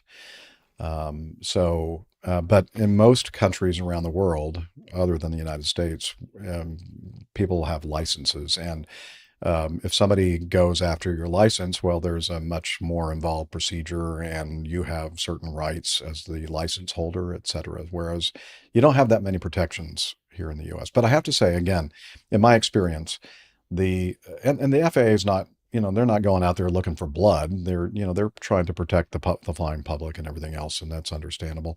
The company is trying to protect their pilot resource and also the reputation of the airline, and the union.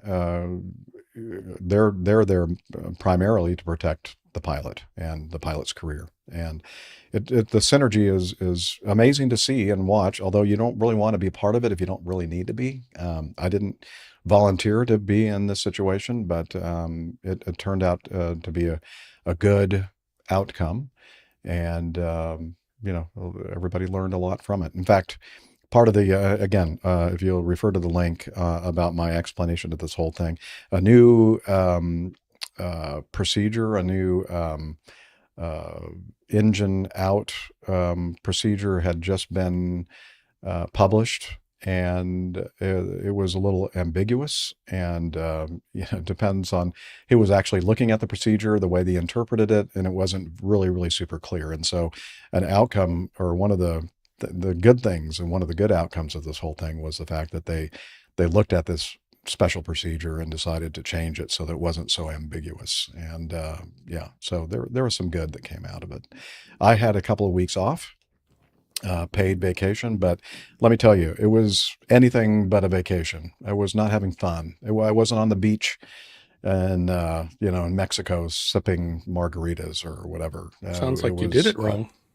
Yeah, I did it. Now in hindsight, I wish that I had done that. But anyway, so I'm glad I'm able to talk about it and be open about it and transparent about it. Going along with what you were saying about it being a kind of a protective and, like you said, a just safety culture, and that safety being the ultimate point. The reason a Brasher warning even exists is for that. Because prior to that, it was from the mid 80s. Was a guy, Jack Brasher, got violated by the FAA like 6 or something months after the incident happened, and he'd flown. He's a professional pilot, flying every day, every other day. So hundreds of flights had gone by, and he couldn't even remember the specific flight. So he wasn't able to defend himself well. So that's why they instituted the Brasher warning, is so that it kind of marks a point in time, says, hey, this is when this incident happened. If you need to go take notes or have whatever conversation, we're going to do it now, not in 6 months when we decide to talk to you about it. Yeah. Very good. That is a little bit of historical context there to the term Brasher warning that I didn't actually know all about. So thank you very much, Captain Jack Brasher. What a great pilot name, too. Captain Jack Brasher. Yeah, actually, I think Ant did have some more questions, and I think we've already addressed it, but I'll go ahead and read it anyway, because he took the time to send it in, which you all should do as well. But not the same questions that he has, but like different stuff. Okay, number 2. How many times have any of you pilots been told to call one of those numbers? I'm not going to Never have I ever. How many times? What was the issue? Was there disciplinary action? If so, what? No flights for a week? Forced to fly an MD-88 or a 737 MAX for a day? That's not funny. That's cruel and unusual.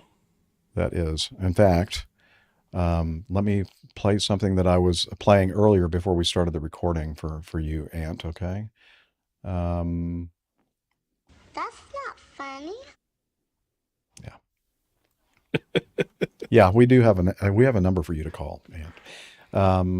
All right, getting back to his feedback. I appreciate your show more than you know. It's always fascinating hearing the different points of view on an aviation news item. It's also fun trying to figure out what the heck retired Captain Nick is talking about with his version of English. He says, just kidding. Yeah, he's kidding. All the best to you, especially Miss Liz. Oh, especially Miss Liz. Okay. We see who his favorite is. Yeah.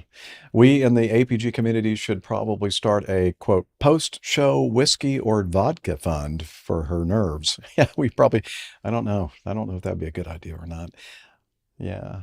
Also, I think Mr. Alpha Juliet is a great addition to your show.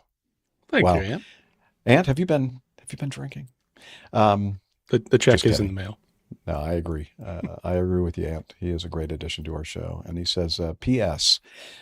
Since May is Mental Health Awareness Month, I'm going to emphasize my mantra of do something good for yourself, do something good for someone else, and know that it's okay to love you some you. Yeah, very good. And again, that's from Ant Pruitt. Thank you very much. Long-time listener and supporter of our show. We love him so much. Yes, ma'am.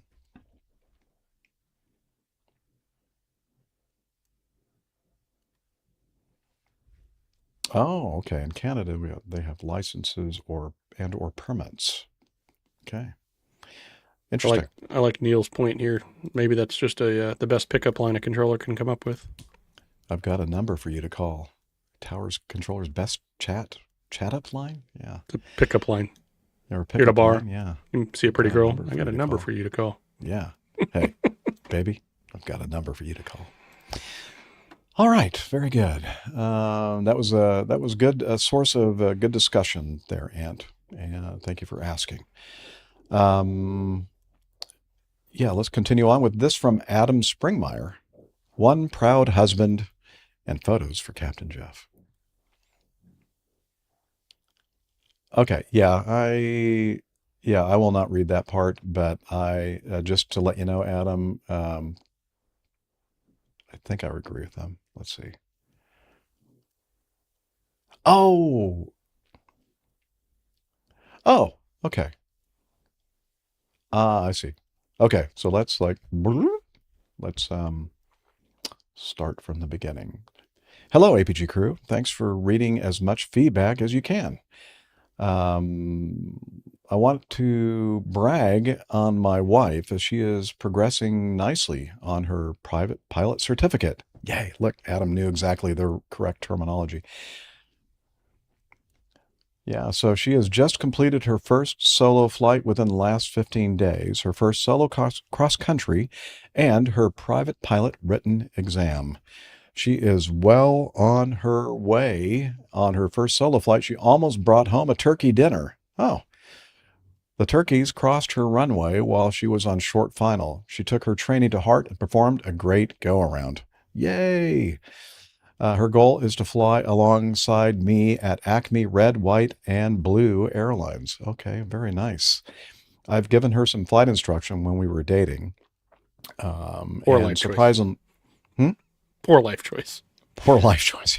And yeah, I'm surprised you got away with it. And surprisingly, even after her crying and telling me, "You're yelling at me," after our first flight, we have been happily married for 16 years. I cannot wait to see her progress. As an aside, I remember my former wife, and this has nothing to do with our divorce. This happened very early on in our relationship. She wanted me to instruct her on some of the finer points of playing tennis. I realized immediately that I'm not a very good tennis instructor, and she didn't really take kindly at all to any of my suggestions for her. Yeah, my so wife I realized that at that point, don't do that. Don't do that anymore. But no, Adam decided he would just continue, and it looks like it worked out. But go ahead, AJ. I was saying my wife did a Porsche driving experience when I was still with Porsche, and several of the instructors like, "Oh, that's gonna be so cool! You're gonna get to instruct your wife." I'm like, "No, one of you guys is gonna do it. I'm not doing it." Yeah, you're a smart man. Very smart. Lost your mind.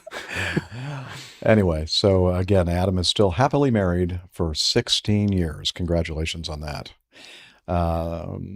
Let's see. Yeah, I think I can read this next part. Yeah.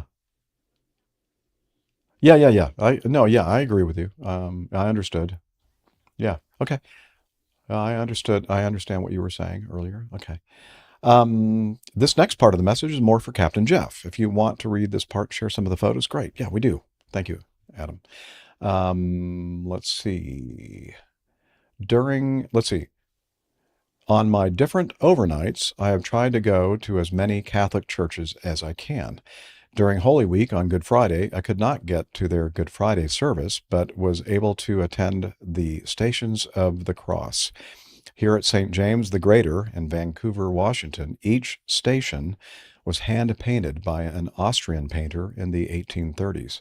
And Liz is showing some of the pictures of this beautiful church that we'll have in our show notes.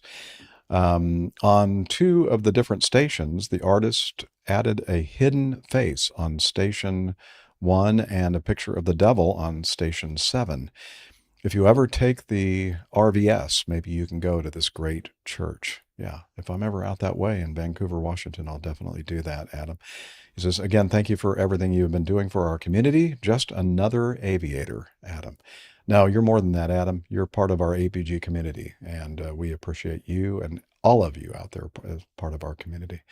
And Liz showed some pictures of this beautiful exterior and interior of this Catholic church, and also a couple of the pictures of the what the church calls Stations of the Cross. There are 14 stations, and looks like the artist included some hidden, it's almost like APG show artwork. We're looking at Captain Nick hiding various things in these images. And so we'll have Easter eggs, yeah, but yeah, well, I guess I'd be kind of appropriate. He was talking about Holy Week and, leading up to Easter.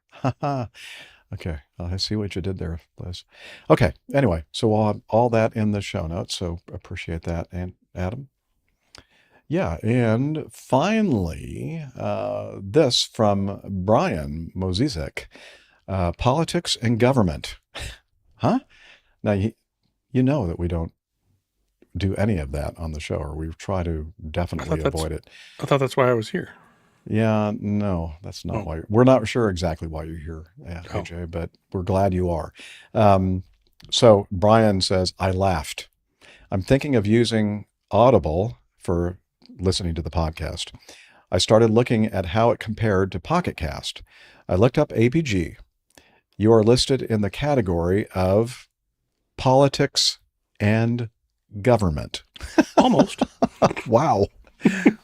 That's weird. Why would anybody list us as politics and government category? I don't know, because that's the last thing we want to do. Again, that's Brian from Katy, Texas. And Liz is showing the screenshot that Brian included, and we're going to also include that in our show notes if you want to check it out. By the way, just a reminder to everyone, it might be too late now because we're getting close to the end of the show, but anytime that we are referring to things like videos and articles and pictures and all that stuff, we include all of that in our weekly podcast, embedded in the meta information on the file is linked to our show notes. And if you're listening on a platform that is like a, what do you call those? Live streaming, not live streaming, but now the word escapes me, but like Spotify, Pandora, iHeartRadio, and that kind of thing. They don't work quite the same way as like a dedicated podcast client does, like Pocket Casts and Overcast, which is my favorite, and other purpose-built podcast players that have some added functionality, and you can watch as we do our show, include chapter images, not all of the images that we're looking at and talking about, but representative pictures and such in chapter images. So for those of you who aren't privy to that kind of information while you're listening to the audio podcast, please check out the link to the show notes. And also, you can always go back to the actual website, airline. I don't even know the name of my own podcast webpage, airlinepilotguy.com, where you can go and look at the specific episode, and all that information is available to you there. Okay. So there you go. There's your public service announcement. And also, if you go to the actual podcast tab on our website, I have that aforementioned link to where you can find every single one of the Airline Pilot Guy Show episodes, going all the way back to episode 1, where we talk about the crash of the Airbus A330, and the flight number now escapes me. Anyway, it was the crash. What was it? Dang it. Somebody help me out on the one that was over the Atlantic Ocean, and the captain had, no, it was over the Atlantic Ocean. They hit at the top of a thunderstorm, and the airplane crashed. Air France, thank you. It was, but not 440. It was Air France. That was episode 1. Yeah. Air France 447. What? Yeah. Yeah, that was the main content of that episode, episode number 1. So anyway, Was it 440, Grinner? Air France 447? Somebody help out. Look at all these people in our live chat room. They're just sitting there on their hands. They need to be looking this stuff up. Air France 447. That's what I thought. 447. Thank you. Thank you for doing the work that these people in our live audience refuse to do. Yeah, 447. All right.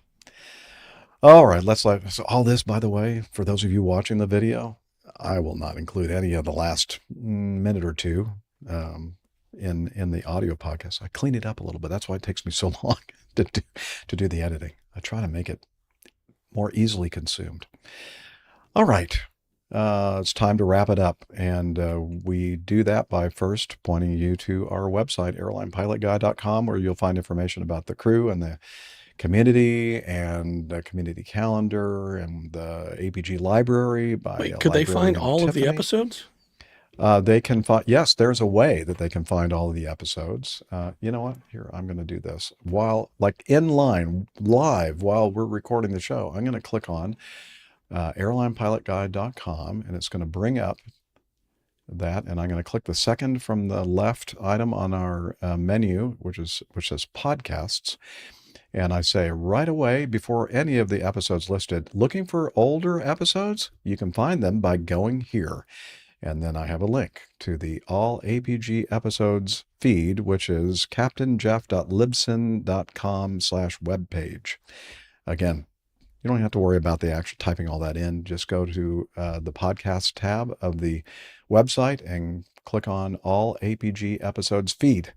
And there you'll find every single darn one of them, should you be interested. Yes, just another reason to go to airlinepilotguy.com. Yet another, yes.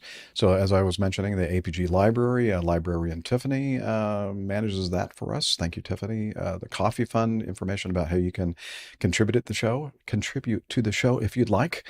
APG Store, where I know I keep saying this, but one of these days we're going to get that go. I mean, you could still get like t-shirts and stuff now, but we're going to make that something so much better in the future. And you can information on how to contact us, a calendar. I think I mentioned that. So yeah, all that good Peter. stuff. Nudge. And yeah, Peter. Yeah, we'll talk soon, but I don't know when. Maybe soon.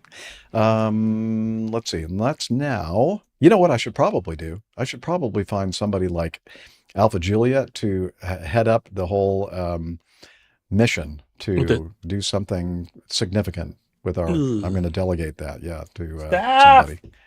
Yeah, staff. Anyway, we're also on social media, and now I'm going to delegate Alpha Juliet to tell us do everything, about man. social media. Yeah. Well, you're the only other one here besides Liz in the background, and then nobody can hear what she's saying.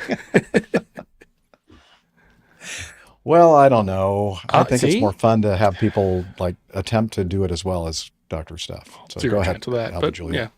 Yeah. Anyway, so for the social media stuff, we are on facebook.com/airlinepilotguy. It's a great place to look.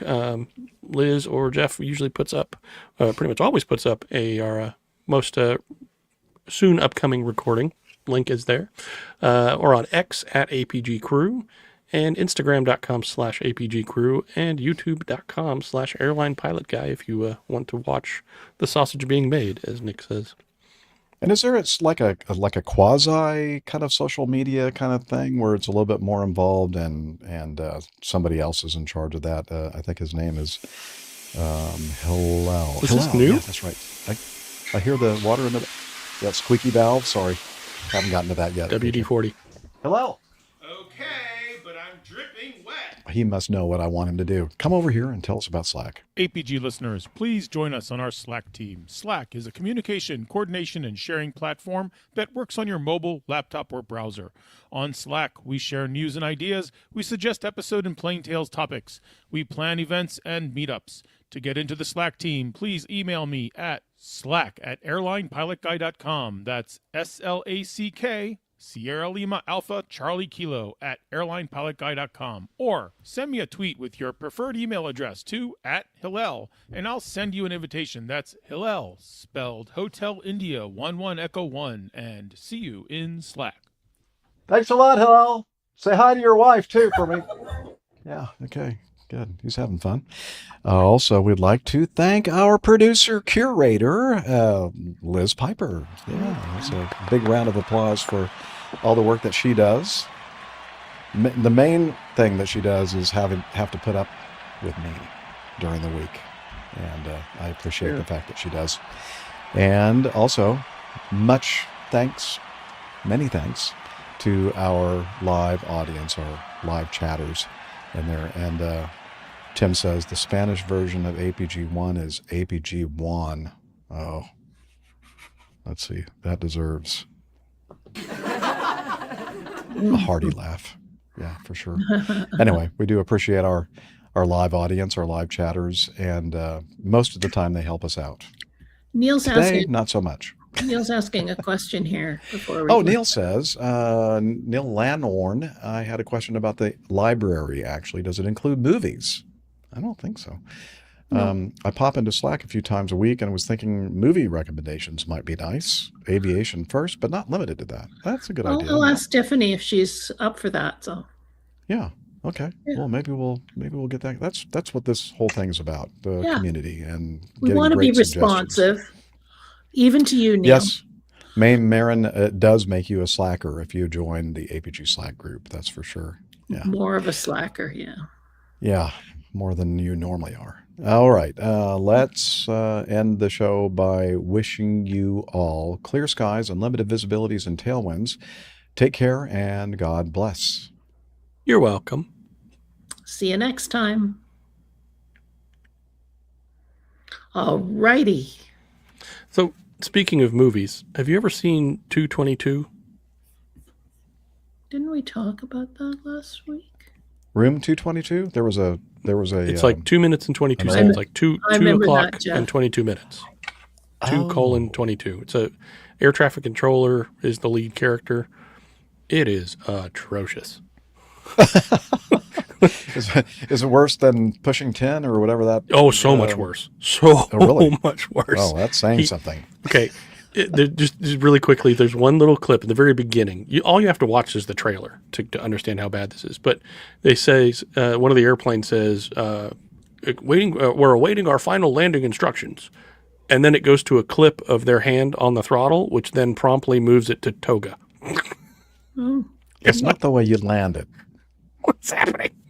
The way that toga, guy landed, which is the same thing as land. Mm-hmm. Yeah, that's true. Yeah, maybe that's what happened with that C-130. Two clicks past MCT. It's fine. Yeah, just go for it. And it's very clear. I mean, the picture is like zoomed in on toga. You're like, maybe as part of their investigation, the Bolivian Air Force, they should see if they can figure out whether or not he just recently watched that movie. His Netflix history. Yeah. It's included with Prime, if anybody's interested. All right. Interesting. Okay. Well, that sounds like you're not. It's not really a recommendation, though. It's kind of like it's so terrible you have to watch it. So bad it's good. Yeah. The other best part of the trailer, a traffic accident.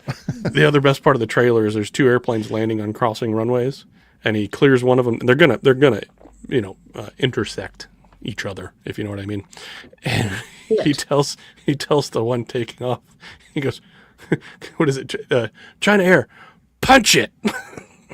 So the guy, and it takes off. It's. I mean, it is horrible, but it's. I can't tell you how many times. Karen Valentine. And I hear the tower controller say, "Punch it." So I used it in our sim. This one guy, he cleared an airplane to land a little bit late. There was somebody at closer final than he realized. Yeah. And we had just been talking about that movie. So I typed it into the sim, and the airplane in the sim said, "Should I punch it?" They all laughed and laughed. They laughed and laughed. They laughed. And yes, Tim is, we're kind of the same vintage. Yep. He knows what I was talking about, Room 222. Karen Valentine was a cutie on Room 222. That's cute. Right. I remember that. Walt Whitman High School, which is actually a real high school in Hollywood. Oh, wow. Okay. Interesting.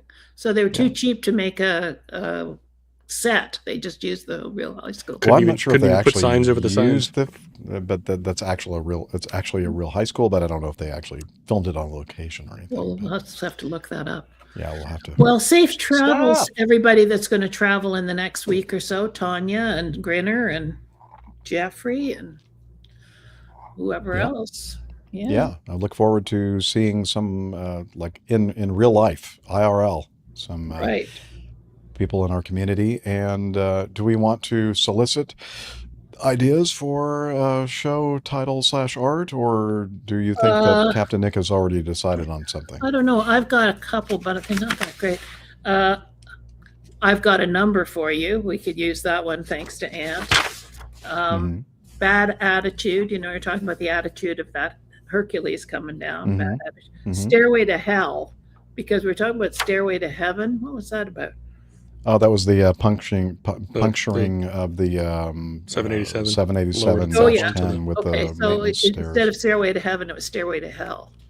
But never pay retail for a plane.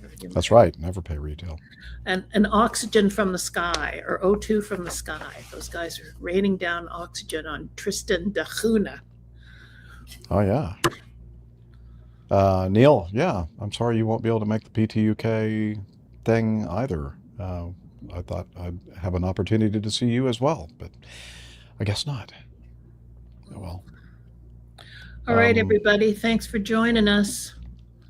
Yeah, and look forward to seeing week. some of you next week, and look forward to seeing all of you in the live audience, at least. Yeah. And with that, we're going to go ahead and end it. Bye.